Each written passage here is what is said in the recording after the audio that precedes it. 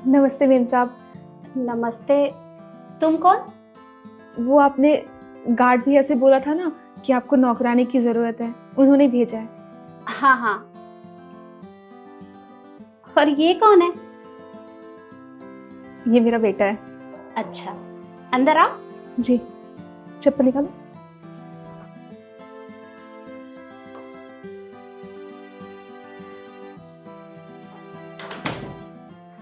अच्छा, मैं चाय बनाने के लिए जा रही थी, तुम पियोगी?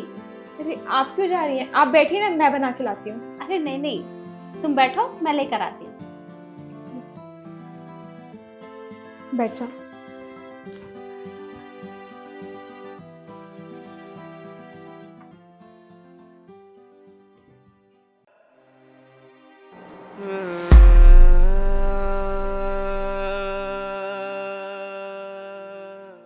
अरे तुम नीचे क्यों बैठ गई? ऊपर बैठो। मेम साहब सोफे पे? हाँ। जी, पर हम कैसे बैठ सकते हैं? हम लोग सोफे पे थोड़ी बैठ सकते हैं। अरे सोफा बैठने के लिए ही होता है, आराम से ऊपर बैठो। आओ। जी बेटा चल।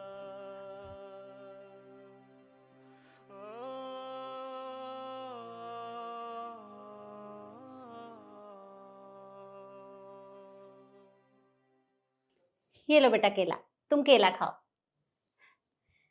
चाय पियो। जी।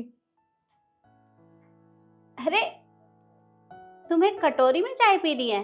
कटोरी में तो मैं अपने लिए लेकर आई थी। तुम्हें कटोरी में पीनी है तो मैं लेकर आती हूँ। अरे नहीं नहीं मेम साहब, चाय तो मैं भी कप में पीती हूँ। पर वो क्या है ना, हर कोई अपने घर के कप में चाय नहीं पिलाता।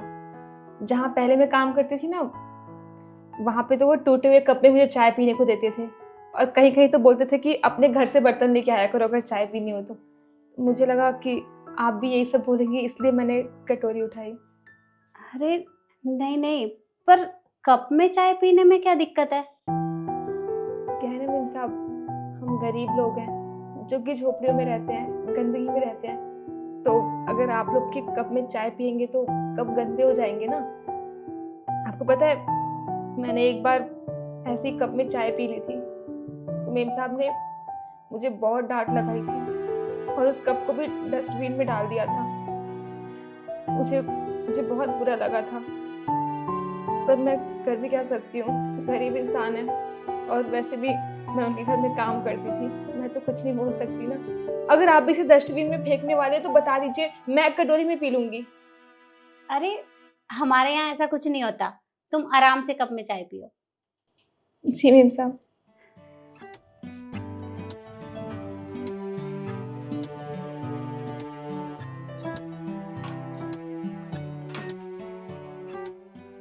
चलो चाय तो हो गई।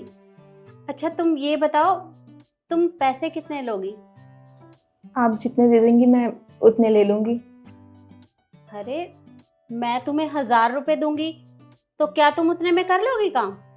जी मेम साहब, आप मुझे 1,000 रुपए देंगी, मैं तो भी खुशी खुशी काम करूंगी। वो क्या है ना, पहली बार तो किसी घर में इतनी इज्जत मिली है। पहली बार किसी ने हमें अपने सोफे में बैठाया है, इतने प्यार से हमसे बात की है, और आपने तो मुझे चाय भी पिलाई। तो आप जितने पैसे देंगी मैं उतने में काम कर लूंगी। अच्छा एक बात बताओ, ये स्कूल में नहीं जाता, ये तुम्हारे साथ आया है? नहीं मेम साहब, ये स्कूल नहीं जाता। वो क्या है ना, उसके पापा भी इस दुनिया में नहीं रहे, और उनके जाने के बाद मैं ही घर में कमाने वाली थी। और आप तो जानती हैं आजकल घर में काम करके कितने ही पैसे मिल जाते हैं, उससे बस घर का गुजारा हो पाता है। इसलिए मैंने इसका एडमिशन नहीं कराया।